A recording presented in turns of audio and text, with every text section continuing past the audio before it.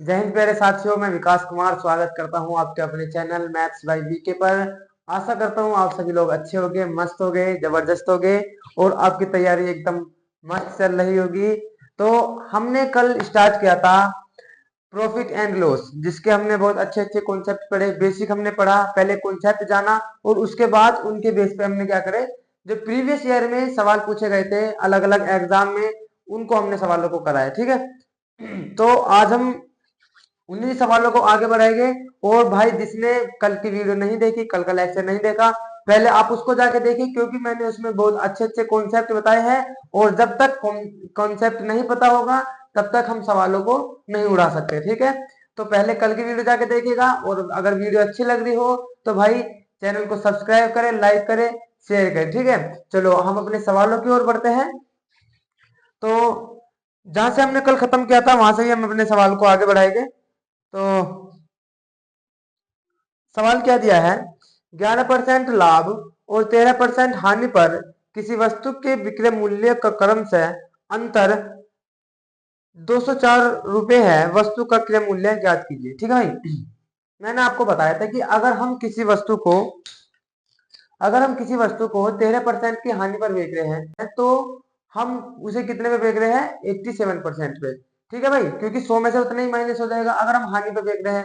और अगर हम किसी वस्तु को लाभ पर बेच रहे हैं, मान लीजिए 11% के लाभ पर बेच रहे हैं, तो उसको क्या कर देंगे, 100 में हम ऐड कर देंगे। तो अगर हम किसी वस्तु को 13% हानि पर बेच रहे हैं तो कितने में बेचेंगे उसे, 87% पे। ठीक है भाई, 87% पे।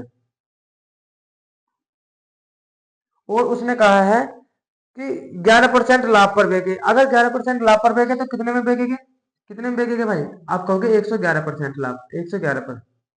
ठीक है, ये दोनों एसपी है, दोनों क्या है, सेलिंग प्राइस है। उसने कहा है कि अगर अगर 13% की हानि पर बेचे और 11% के लाभ पर बेचे तो उनके जो डिफरेंस होगा, उनका जो सेलिंग प्राइस का डिफरेंस होगा वो कितना होगा भाई, उनका जो सेलिंग प्राइस का डिफरेंस होगा वो होगा 204 रुपए। ठीक है, 204 रुपए दिया है ना, देख लीजिए 204 रुपए दिया है, लेकिन परसेंट में कितना है, परसेंट में आपको हो गए 13 और 11 कितना होगा, 24%। तो 24% की वैल्यू तो भाई ये भी तो इनका डिफरेंस है। और ये सवाल के अकॉर्डिंग दिया है, ये क्या है, इनका डिफरेंस है। और अगर 24% की वैल्यू कितनी दी है, 204 रुपए 24% की वैल्यू है, तो उसने कहा कि क्रय मूल्य बताइए। क्रय मूल्य यानी कि कॉस्ट प्राइस बताइए। कॉस्ट प्राइस तो हमेशा 100% होता है, तो 100% की वैल्यू हमसे पूछिए भाई, 100% की वैल्यू हमें बतानी है। तो भाई देख लो, ऐसे काट लो आप, 6 से काट, 4 से काट लो, 4 6 24 और 4 5 20, 4 एकम 4, 3 से काटे कैसे, 3 दूनी 6, 3 से काटे 17 बार जाएगा, 17 51, 2 से काटे कितना है, 50। तो यहाँ पे कितना आ जाएगा भाई, 17 गुना 50। तो 17 पंजे कितना हो जाएगा, 85, यानी कि 850 रुपए। 850 यानी कि ऑप्शन नंबर ए हमारा क्या होगा, राइट आंसर हो जाएगा। 850 उसका क्या है, वस्तु का सेलिंग प्राइस है, कॉस्ट प्राइस है। ठीक है, इस तरीके से हमें करना। अगले सवाल की ओर बढ़ते हैं।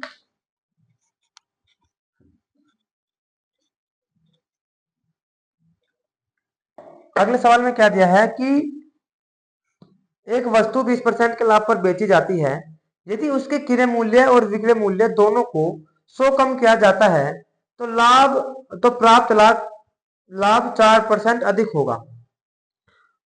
क्रय मूल्य ज्ञात कीजिए। ठीक है, देखो इस सवाल में हमें क्या करना होता है, आप मेरी बात को ध्यान से सुनिए। मान लीजिए मेरे पास 500 रुपए है और आपके पास 400 रुपए है। ठीक है, तो हमारे जो मेरे पैसे और तुम्हारे पैसों के बीच में कितना डिफरेंस है, 100 रुपए का है। ध्यान से सुनना, 100 रुपए का डिफरेंस है। और अगर मुझसे किसी ने 50 रुपए ले लिए और तुमसे भी किसी ने 50 रुपए ले लिए, तो मेरे पास कितने बचे, 450। और तुम्हारे पास कितने बचे अब, 350। ठीक है, 50 50 रुपए निकाल लिए, 50 तुमने दे दिए, 50 मैंने दे दिए, same quantity, same same amount निकल रहा है। ठीक है, सेम निकल रहा है। तो भाई डिफरेंस अब कितना आया, अब भी डिफरेंस, मेरे पास 450 रुपए है, तुम्हारे पास 350, अब भी डिफरेंस कितने का, 100 रुपए का है। ठीक है, इसीलिए जब भी हम किसी रेशो में से कुछ जोड़ते हैं, समान रेशो में अगर हम कुछ जोड़ते हैं या कुछ चीज घटाते हैं, तो रेशो का जो डिफरेंस होता है ना भाई, वो भी समान ही होता है, वो भी नहीं बदलता। ध्यान से सुनना है, जब भी हम किसी रेशो में से कुछ चीज निकालते हैं या कुछ चीज डालते हैं, सेम सेम होना चाहिए, वो दोनों दोनों रेशो में सेम जोड़ रहे हैं या घटा रहे हैं, तो भाई रेशो का डिफरेंस चेंज नहीं होता। अगर पहले जितना रेशो है बाद में भी, मतलब पहले जितना डिफरेंस आ रहा है रेशो के बीच में, बाद में भी उतना ही डिफरेंस आना चाहिए। ठीक है, तो यह सवाल में क्या दिया है कि एक वस्तु 20% के लाभ पर बेची जाती है, 20% के लाभ पर बेची जाती है, तो इसका मतलब क्या है भाई, 20% की फ्रैक्शन क्या होती है, 1/5।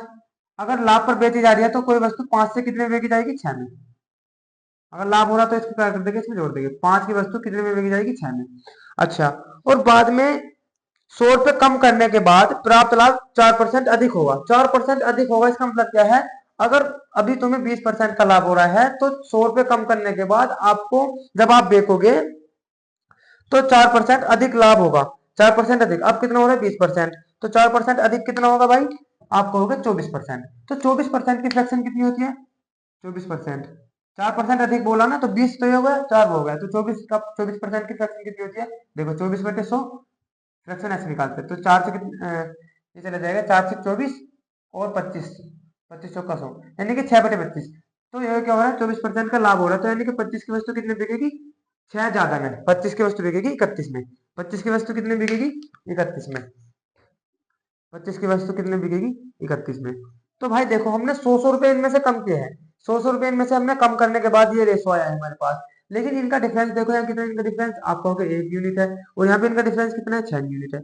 ये तो बात गलत होगी ना, जब हम सेम अमाउंट निकाल रहे हैं रेशो में से, तो भाई डिफरेंस तो सेम ही होगा ना, तो इन डिफरेंस को सेम बना लीजिए। इन डिफरेंस को सेम बनाने के लिए मैं क्या करूंगा, इस वाले का जो डिफरेंस है उसके गुना तो इन वाले रेशो में करूंगा, और जो इसका डिफरेंस है उसकी गुना इन वाले रेशो में करूंगा। तो भाई एक की गुना करूंगा इसमें, जब तो कोई इतने ही रहेगा, तो इसकी गुना कर दो पूरे की 6 में, इस वाले डिफरेंस से इसमें गुना कर देगा, तो कितना आ जाएगा, 6 बजे 30 और 6 छंग 36, 6 छंग 36। अब ये देखो, ये सेलिंग प्राइस और कॉस्ट प्राइस का ये कॉस्ट प्राइस और सेलिंग प्राइस का रेशो आ गया नए वाला, ठीक है, ये कॉस्ट प्राइस था और ये सेलिंग प्राइस। तो आप देख लीजिए, अगर कोई वस्तु पहले कितने की बिक्री थी, 30 रुपए की कोई वस्तु थी, तो 20% लाभ पे कितने की बिक्री थी, 36 की। 100 रुपए कम करने के बाद 104% के लाभ पर बेची, तो कोई वस्तु कितने की, 25 की थी, कितने बिकी, 31 में। तो देखो कितने कम हो गए, 5 कम हो गए, देखो डिफरेंस कितने का आ गया, 5 कम हो गए, कितने कम हो गए, अभी 5 कम हो गए। तो 5 की यूनिट की वैल्यू कितनी दी है भाई हमें, हमारे हिसाब से 5 कम हो गए, 5 यूनिट की वैल्यू कितनी दी है हमें, 100 रुपए। 5 यूनिट की वैल्यू कितनी दी है हमें, 100 रुपए। और उसने पूछा क्या है हमसे, वस्तु का क्रय मूल्य ज्ञात कीजिए, सॉरी, उसने पूछा है कि क्रय मूल्य ज्ञात कीजिए वस्तु का। तो भाई क्रय मूल्य वस्तु का कितना है, 30 यूनिट। क्रय मूल्य कितना है वस्तु का, 30 यूनिट, तो 30 यूनिट की वैल्यू हमें बतानी है। तो भाई देख लो कितना गुना है, यहाँ से डायरेक्ट 6 गुना है ना, तो ये भी 6 गुना हो जाएगा, तो कितना रुपए आ जाएगा, 600। 600 रुपए वस्तु का क्या है, क्रय मूल्य, यानी कि ऑप्शन नंबर सी क्या होगा, हमारा राइट आंसर हो जाएगा। इस तरीके से इन सवालों को हमें क्या करना है, सोल्व करना है, ठीक है। अगले सवाल की ओर बढ़ते हैं।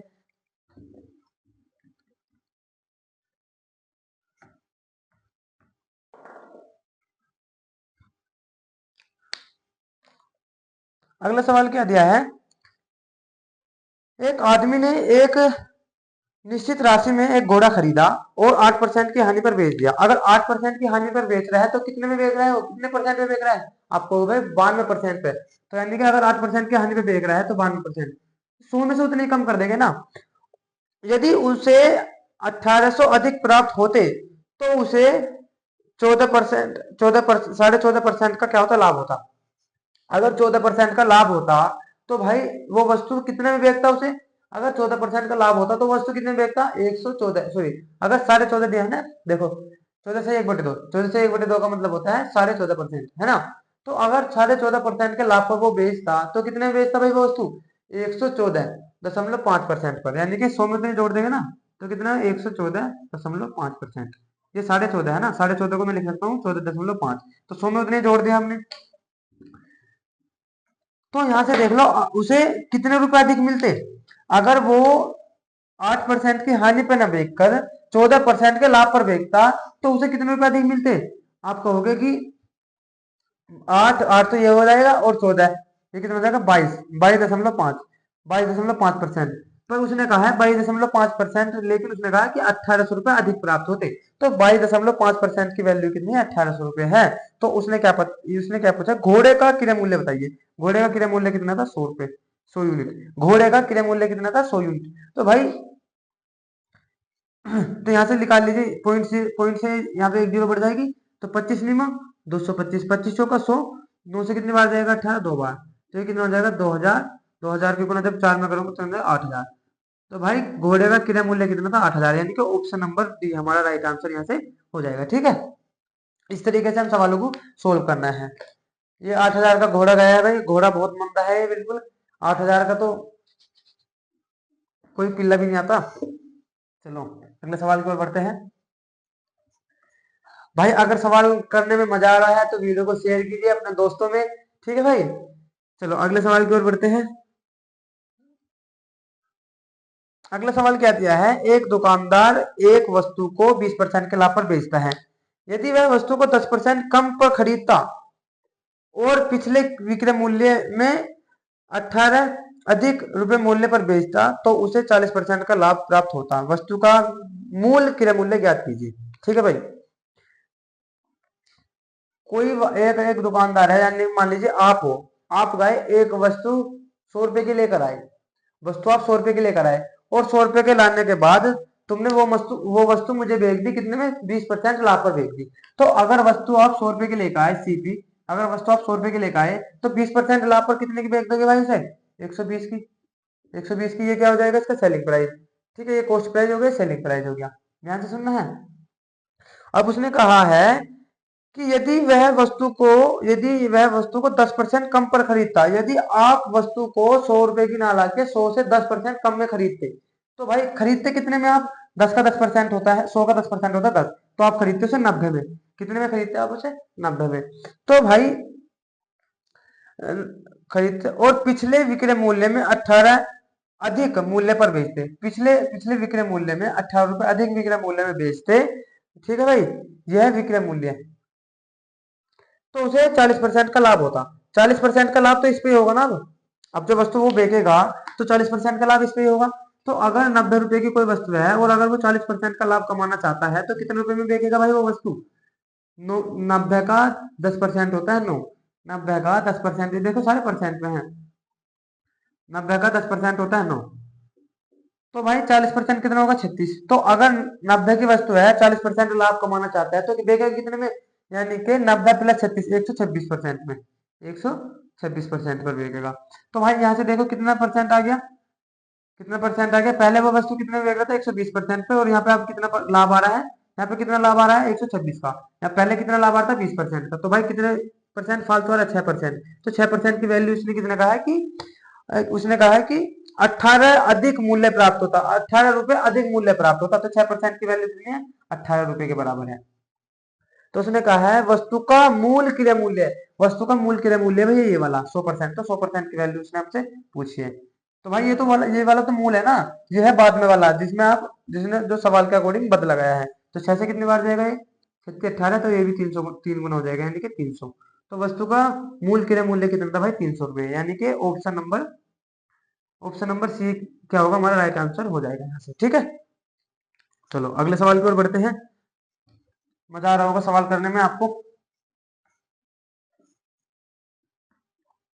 अगले सवाल में क्या दिया है, 10 कमीज का क्रय मूल्य 8 कमीज के विक्रय मूल्य के बराबर है। 10 कमीज का क्रय 10 कमीज का क्रय मूल्य, यानी कि 10 कमीज का सीपी, 10 कमीज का सीपी 8 कमीज के एसपी के बराबर है। ये इस तरीके से करना है, 10 कमीज का सीपी क्रय मूल्य 8 कमीज के एसपी के बराबर है। तो यहाँ से सीपी और एसपी का रेशियो कितना आ जाएगा भाई, 4, 2 से काट लो, 2 चौकार 2 पंजे 10। तो सीपी कितना आ गया यहाँ से 4, एसपी कितना आ गया यहाँ से 5, यानी कि सीपी अपॉन एसपी कितना आ गया, सीपी अपॉन एसपी कितना आ गया भाई 4:5। तो अगर कोई वस्तु 4 रुपए की है, सीपी क्या है कॉस्ट प्राइस, अगर कोई वस्तु 4 रुपए की है तो भाई और अपने 5 रुपए में बेच दी तो कितने का लाभ हुआ, 1 का लाभ हुआ। कितने पर, मैंने बताया था कि प्रॉफिट परसेंट हो या लॉस परसेंट हो, हमेशा किसको बेस मान के करते हैं, सीपी को बेस मान के। ठीक है, तो 1% की वैल्यू, वो 1% का लाभ हुआ कितने में, 4 में, इंटू में 100%, यहाँ से कितना आ जाएगा 25%, यानी कि 25% का उससे क्या हुआ है, लाभ हुआ है। ठीक है, तो ऑप्शन नंबर बी हमारा क्या होगा, राइट आंसर हो जाएगा। चलो अगले सवाल की ओर बढ़ते हैं।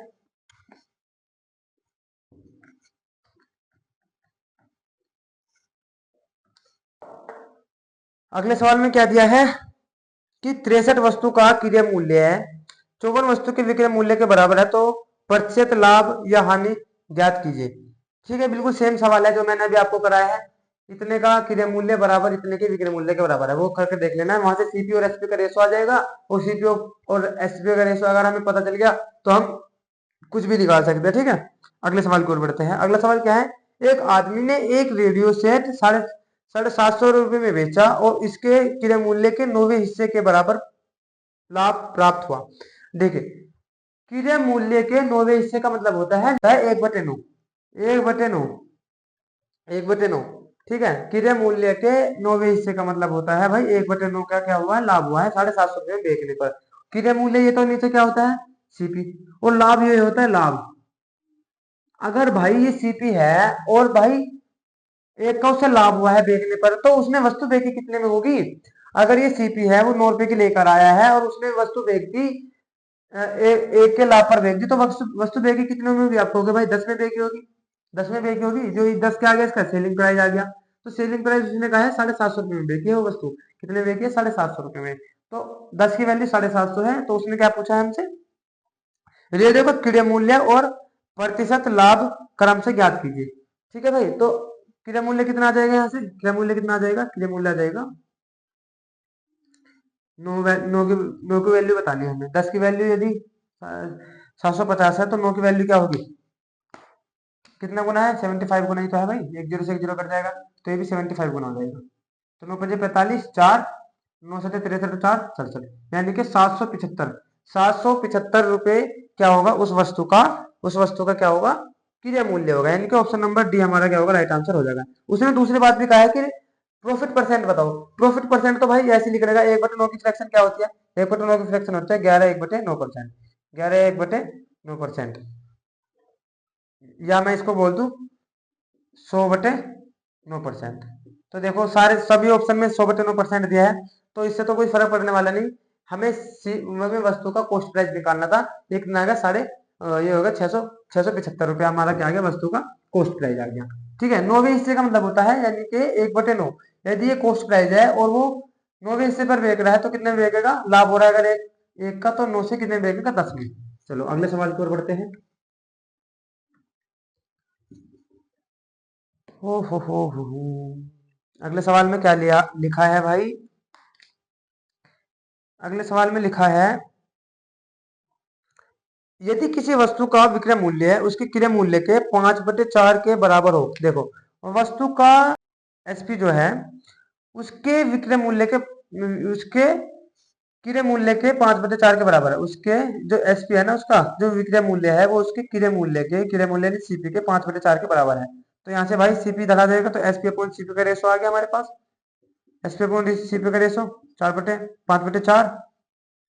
तो उसने क्या कहा है कि भाई प्रॉफिट परसेंट बताना है। प्रॉफिट परसेंट देखो, 4 की वस्तु 5 में बिकी, यहाँ से 25% आ जाएगा, 25% क्या आ जाएगा हमारा आंसर, यानी कि ऑप्शन नंबर सी। ठीक है, ये भी आसान था। चलो अगले सवाल की ओर बढ़ते हैं। भाई अगर किसी को भी ये नहीं समझ में आ रहा है लेक्चर, तो भाई पिछला वीडियो आप जरूर जाके देखिएगा। मैं आपसे रिक्वेस्ट करूंगा, मैं आपको सजेस्ट करूंगा कि आप पिछले वीडियो जरूर देखें, क्योंकि मैंने उसमें प्रॉफिट और लॉस का क्या बताया है, बेसिक बताया है। और जिसको बेसिक पता है, जिसको कॉन्सेप्ट पता है, वो सवाल को आसानी से कर सकता है। ठीक है, चलो अगले सवाल की ओर बढ़ते हैं। राम ने 20 रुपए में 5 केले खरीदे और उन्हें 15 रुपए में 3 के भाव से बेच दिया। देखो भाई, एक जगह तो लिखता हूँ मैं वस्तु, या एक जगह तो लिखता हूँ मैं रुपए, एक जगह लिखता हूँ वस्तु। ठीक है, एक व्यक्ति है राम, उसने 20 रुपए में 5 केले खरीदे। 20 रुपए में, देखो रुपए रुपए के नीचे लिखेंगे, 5 केले खरीदे। वस्तु ले लो या केले ले लो, संतरे कुछ भी ले लो, जो भी वस्तु है उनको एक तरफ लिखेंगे। अगर 20 रुपए में 5 केले खरीदे उसने, ये है हमारा सीपी, और ये हो गया हमारा एसपी। एसपी क्या है उसका, उसने क्या किया कि 15 रुपए में 3 के भाव से बेच दिए, 15 रुपए में 3 के भाव से बेच दिए, यानी कि 3 रुपए के, और 3 जो केले हैं वो 15 रुपए के बेच दिए, 3 केले 15 रुपए के बेच दिए। देखो यहाँ से क्या करना है आपको, कुछ नहीं करना, ट्रिक व्रिक के चक्कर में पड़ोगे तो आप फंस जाओगे। अगर आप देखो, अगर आप बाजार गए हो और आप वहां से कुछ सामान लेकर आए हो, मान लो आप लेकर आ गए 20 केले लेकर आ गए, 20 केले लेकर आ गए, ठीक है। तो भाई जब तक वो 20 केले आप बेचोगे नहीं, जब तक वो 20 किलो आप बेचोगे नहीं, तो आपको पता कैसे चलेगा कि मुझे लाभ हुआ है या हानि हुई है। जब तक आप जितनी वस्तु बाजार से लेकर आए हो उन सारी वस्तु को बेच नहीं देते, जब तक आपको नहीं पता चलेगा कि हमें कितना लाभ या कितना हमें प्रॉफिट हुआ है। तो वस्तु जितनी लेकर आए उतनी बेचनी पड़ेगी हमें, या खराब हो जाए कुछ भी हो जाए, पर लेकिन जितनी लेकर आए हैं उतनी ही हमें सेल करनी पड़ेगी, तभी हम प्रॉफिट परसेंट या हानि परसेंट बता सकते हैं। तो भाई हम लेके तो आए थे 5 और बेचे अभी हमने कुल 3 ही है, तो ये तो गलत हो गया ना। अब इनको बराबर बना लीजिए, इनको बराबर बनाएंगे। इनको बराबर बनाने के लिए ऊपर 3 से गुना कर दो, नीचे 5 से गुना कर दो। ऊपर 3 से गुना कर दूंगा और नीचे 5 से गुना कर दूंगा। तो भाई अगर 3 से गुना कर दो तो कितना आ जाएगा, 20 से 60, 5 से 15, यानी कि 15 केले 60 रुपए के, 15 केले जो है वो 60 रुपए के हैं। और यहाँ से कितना आ जाएगा, 15 केले, 15 केले, 15 × 3 = 45, 15 × 3 = 75, सॉरी, यहाँ से कितना हो जाएगा, 15 × 5 = 75। यानी कि इसका मतलब यह है कि 60 रुपए के 15 केले वो लेकर आया था सीपी, 60 रुपए के 15 केले लेकर आया था, और 15 ही केले को उसने 75 रुपए में बेच दिया। 15 ही केलों को जितने लेकर आया था उतने इन्होंने सेल कर दी, ठीक है। तो ये जो होता है ना, वस्तु वस्तु को बराबर बनाना है बस। तो भाई अगर 60 रुपए की कोई वस्तु वो लेकर आया था और 75 में बेच दी, ये देखो सीपी और एसपी है, 75 में बेच दी, तो यहाँ से इनका रेशो कितना आ जाएगा भाई, 60/75। तो यहाँ से काट लीजिए 5 से 12, और ये आ जाएगा 15, 12 और 15, तो यहाँ से कितने का लाभ हो रहा है, 3 का लाभ हो रहा है, कितने में, 12 में, 3 का लाभ हो रहा है 12 में। तो यहाँ से कितना आ जाएगा, 1/4, 1/4 को मैं क्या बोल सकता हूँ, 25%, 25% का क्या हुआ है, यहाँ से लाभ हुआ है। तो यानी कि ऑप्शन नंबर सी हमारा क्या होगा, राइट आंसर यहाँ से हो जाएगा, ठीक है। चलो अगले सवाल की ओर बढ़ते हैं भाई।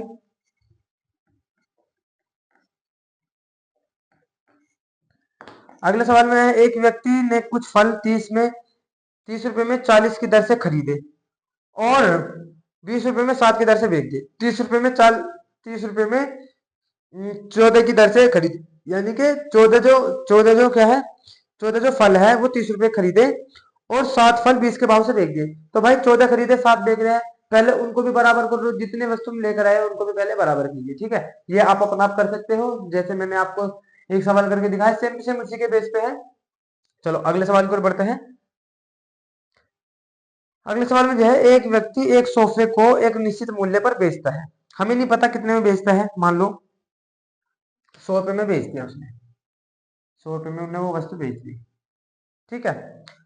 यदि वह इस सोफे को इस मूल्य के 60% में बेचता, यदि वह इस सोफे को इस मूल्य के 60% मूल्य में बेचे तो उसे 20% की हानि होगी, 20% की हानि होगी। तो अगर वो 20 उसको 60% कम पर बेचे, 60% कम पर बेचे, तो भाई कितने में बेचेगा वो, 60% पर बेचे। उसने कहा है, एक व्यक्ति एक सोफे को एक निश्चित मूल्य पर बेचता है, ठीक है। यदि वह इस सोफे को इस मूल्य के 60% में बेचे, इस मूल्य के 60% में बेचे, 60%, 100 मतलब वो पहले क्या कर रहा है, 100 में बेच रहा है, 100 रुपए में बेच रहा है, लेकिन अगर वो 100 में ना बेच के 60% पर बेचे, इस मूल्य के 100 में ना बेच के 60% पर बेचे, तो कितने बेचेगा भाई, 60 में बेचेगा, 60 में बेचेगा। और उसने क्या कहा है कि उसे 20% की हानि होती है। 20% की हानि का मतलब होता है 20%, देखो 20% की फ्रैक्शन होती है 1/5। तो 5 की वस्तु कितने बिकेगी, 5 की वस्तु बिकेगी 4 में। तो 5 की वस्तु कितने बिकेगी, 4 में। बिकी कितने में, बिकी कितने में है भाई, बिकी कितने में, 60 में बेच रहा है वो। तो 4 की वैल्यू कितने के बराबर है, 60 की, यानी कितने गुना, 15 गुना। तो 5 की वैल्यू भी कितनी आ जाएगी, 5 की वैल्यू भी कितनी आ जाएगी, 15 गुना।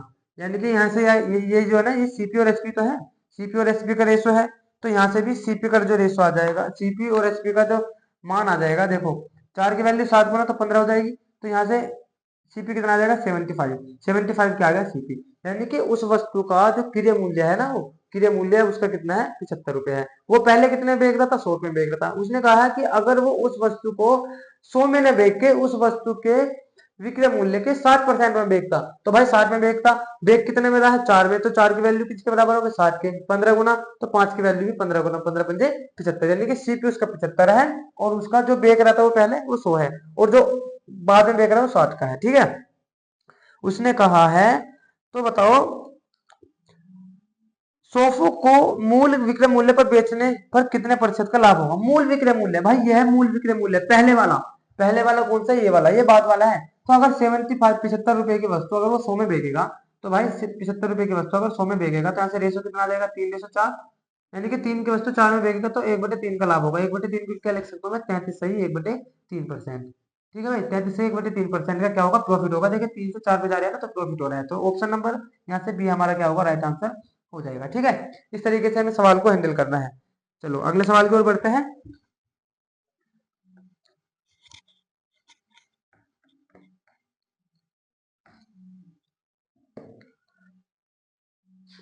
अगले सवाल में क्या दिया है, एक वस्तु की बिक्री पर अधिक आरंभिक प्रतिशत लाभ 74% था, यदि वस्तु का क्रय मूल्य 50% बढ़ जाता है, यानी कि वस्तु जो परसेंटेज लाभ है ना, एक वस्तु की बिक्री पर आरंभिक प्रतिशत लाभ 74% था, यानी कि 100 की कोई वस्तु है, उसने कितने में बेच दी वो वस्तु, 74% लाभ पर, तो कितने में बेचेगा भाई, 74% पर, 174% पर बेचेगा।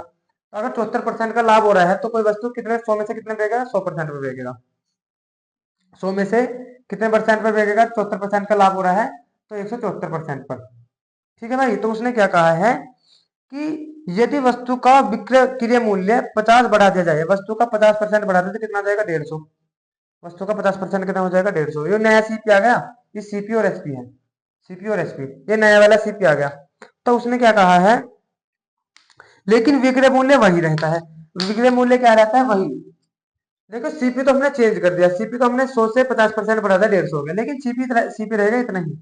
तो अगर आप 150 की वस्तु 174 में बेच रहे हो, कितने का लाभ हो रहा है भाई आपको, आप कहोगे ये हो रहा है भाई 24 का, 24 का लाभ हो रहा है कितने में, 150 में, इंटू में 100%। तो यहाँ से कितना आ जाएगा, 50 दूनी 100, 50 दिया 150, 3 से कितने बार जाएगा, 8 बार, 8 दूनी 16, यानी कि 16% का क्या होगा, हमें लाभ होगा, यानी कि ऑप्शन नंबर बी हमारा क्या होगा, राइट आंसर यहाँ से हो जाएगा। ठीक है, चलो अगले सवाल की ओर बढ़ते हैं।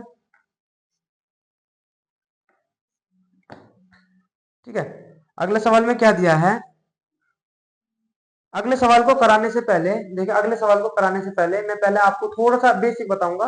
ये 4 सवाल बनते हैं, ये 4 सवाल एक ही टाइप के होते हैं, ये समझ लीजिए 4 भाई है, एक से निकल के। तो ये थोड़ा सा कॉन्सेप्ट मैं आपको समझा दूं, आप उसके बाद इन सवालों को कर सकते हैं। ठीक है, कुर्सियों के 25 कुर्सियों के 25 कुर्सियों के 25 कुर्सियां खरीदी, 25 कुर्सियां खरीदी, और उन्हें 25 कुर्सियां खरीदी और उन्हें उन्हें और उन्हें 5 कुर्सियों के विक्रय मूल्य के बराबर लाभ पर बेच दिया। 5 कुर्सियों के, या मैं लिख दूं 25 कुर्सियों को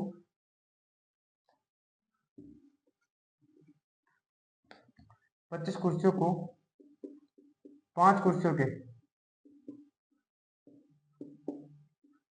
विक्रय मूल्य विक्रय मूल्य 5 कुर्सी के विक्रय मूल्य के लाभ पर बेचा, के लाभ पर बेचा। ठीक है, देखिए एक तो ये सवाल बनता है, दूसरा सवाल बनता है, दूसरा तीसरा, दूसरा दूसरा हो गया, तीसरा हो गया और फोर्थ हो गया। इन सवालों में हमें क्या करना होता है, चार चार तरह के सवाल हैं। 25 कुर्सियों को 5 कुर्सियों के विक्रय मूल्य के लाभ पर बेचा। दूसरी क्या लाइन बनेगी, 25 कुर्सियों को 5 कुर्सियों के विक्रय मूल्य के हानि पर, यहाँ पाता हानि हानि पर बेचा। ठीक है भाई, तो कितने परसेंट की क्या हुई, तो ये क्या कर रहा है कि उस वस्तु का विक्रय मूल्य ज्ञात कीजिए, उस वस्तु का विक्रय मूल्य ज्ञात कीजिए, विक्रय मूल्य ज्ञात कीजिए। तो जो होता है तीसरा, जो होता है वो होता है 25 कुर्सियों को 5 कुर्सियों के क्रय मूल्य के क्रय मूल्य क्रय मूल्य क्रय मूल्य ठीक है भाई, क्रय मूल्य के लाभ पर बेचा, क्रय मूल्य के लाभ पर बेचा। अच्छा, जो फोर्थ होता है, फोर्थ क्या होता है, सेम टू सेम फोर्थ भी होता है, 25 कुर्सियों को 5 कुर्सियों के क्रय मूल्य के हानि, अब क्या आएगा, हानि हानि पर बेचा। ठीक है, ये 4 तरीके के भाई होते हैं एक से, 4 तरीके के भाई होते हैं एक से। अब देखो, आपको कुछ, अब आपको इसमें क्या करना है, कुछ पॉइंट याद रखने होते हैं। जैसे इसमें क्या क्या है, विक्रय मूल्य के लाभ पर बेचे, अगर विक्रय मूल्य के लाभ पर बेचे, देखे दो तो होते विक्रय मूल्य, विक्रय मूल्य, ठीक है, विक्रय मूल्य, विक्रय मूल्य, ठीक है, लाभ हानि, लाभ हानि, और यहाँ क्या होता है क्रय मूल्य, क्रय मूल्य, दो क्रय मूल्य के होते हैं, विक्रय मूल्य, और यहाँ पे क्या हो गया क्रय मूल्य, क्रय मूल्य। तो देखो यहां से क्या हो जाएगा, अगर विक्रय मूल्य के लाभ पर बेच रहे हैं तो जितनी कुर्सियों को हम बेच रहे हैं लाभ पर, तो उनको तो लिखेंगे ऊपर, उनको लिखेंगे ऊपर, और जितनी टोटल है उनको लिख देंगे, उनको घटा के लिख देंगे, इन वाली कुर्सी में से इसको घटा देंगे, तो 25 - 5, 25 - 5 कितना हो जाएगा 5/20, यानी कि 1/4, 1/4। तो यहाँ से कितना आ जाएगा भाई, यहाँ से आ जाएगा 1/4, 1/4 को क्या लिख सकता हूँ मैं, 1/4 को 25%, 25% का क्या होगा यहाँ पे प्रॉफिट होगा, प्रॉफिट लाभ है ना, लाभ होगा, 25% का प्रॉफिट होगा, विक्रय मूल्य के बराबर लाभ पर बेचा जाए। अगर यहाँ पे हानि परसेंट पूछा जाए विक्रय मूल्य के हानि परसेंट पर, तो इसमें क्या करना होता है, हानि के टाइम पे हम क्या करते हैं, जोड़ देते हैं नीचे लेवल संख्या के लिए, 5/25 और 5, देखो 25 और 5 कितना हो जाएगा 30, यानी कि 30, यानी कि 1/6, 1/6 को क्या लिख सकता हूँ मैं, 16/2/3, 1/6 को क्या लिख सकता हूँ, 16/2/3% की क्या होगी, हानि होगी, 16/2/3% की क्या होगी, हानि होगी। और अगर क्रय मूल्य के बराबर लाभ पर बेचा जाए, देखना है ये चारों आपको कॉन्सेप्ट समझना है, अगर क्रय मूल्य के बराबर लाभ पर बेचा जाए तो आपको कुछ नहीं करना, क्रय मूल्य का घटाना जोड़ना नहीं होता, अगर लाभ पर बेची जाती है तो डायरेक्ट क्या कर देना है, इसमें से इसको डायरेक्ट में हमें बिल्कुल ऐसे लिख देना है, जैसे 5/25, 5/25%, यानी कि 1/5, 1/5, 1/5 को क्या लिख सकता हूँ, 20% की क्या होगा, 20% की क्या होगा, लाभ होगा। और हानि में भी सेम टू सेम ऐसे लिख देना है, हानि में भी सेम टू सेम ऐसे लिख देना, 20% क्या होगी, हानि होगी। हानि में यानी कि क्रय मूल्य के लाभ परसेंट या क्रय मूल्य का हानि परसेंट में हम कभी भी ऐसे नहीं घटाते, ठीक है, ओनली ओनली अगर विक्रय मूल्य के लाभ परसेंट हो दिया हो या विक्रय मूल्य का हानि परसेंट दिया हो, ठीक है। चलो अब सवाल करते हैं इसके अनुसार, सवाल सवाल को समझेंगे।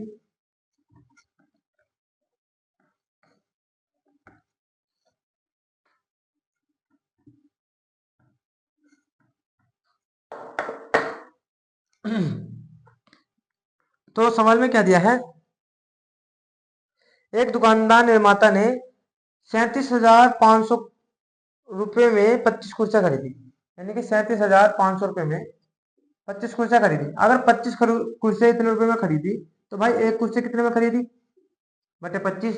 देखो अगर आप 60 रुपए के 5 मार्कर लाए हो, अगर आप 60 रुपए के 5 मार्कर लेकर आए हो, ध्यान से सुनना, 60 रुपए के 5 मार्कर लेकर आए हो, तो एक मार्कर कैसे निकालेंगे, एक मार्कर की कीमत जितनी क्वांटिटी लेकर हम आए हैं ना, पैसों को डिवाइड कर देंगे क्वांटिटी से, तो उसकी क्या आ जाएगी, एक वस्तु का मूल्य आ जाएगा। देखिए हम क्या लेकर आए, 5 मार्कर लेकर आए 60 रुपए में, तो एक मार्कर की कीमत कितनी आ जाएगी, 12 रुपए, क्योंकि 7 को डिवाइड करेंगे 5 से, तो 12×5 = 60, तो 12 रुपए। तो इसी तरीके से जाए 25 कुर्सी आई है 37,500 रुपए में, तो भाई एक कुर्सी की वैल्यू कितनी आ जाएगी, यहाँ से एक कुर्सी एक कुर्सी की वैल्यू कितनी आ जाएगी, काट लीजिए,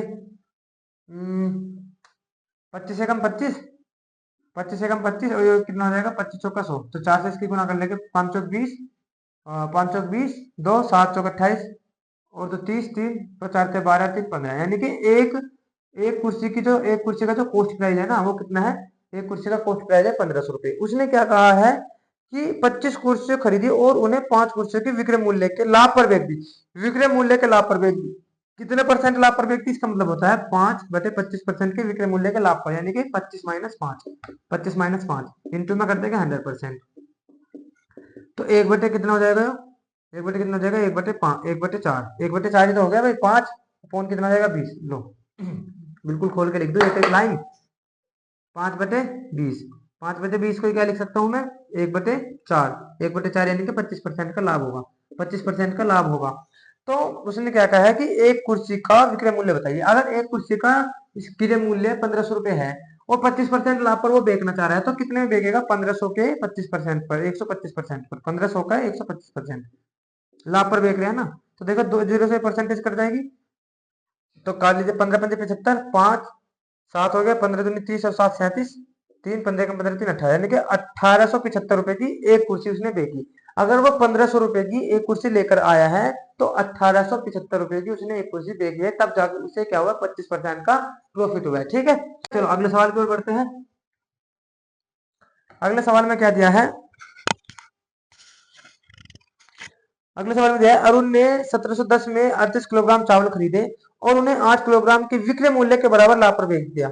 5 किलोग्राम चावल का विक्रय मूल्य कितना होगा? सेम टू सेम सवाल है जो मैंने अभी आपको कराया है पीछे। क्या करना है, विक्रय मूल्य के लाभ पर बेच रहे हैं ना, तो क्या करना है, उसको माइनस कर देना।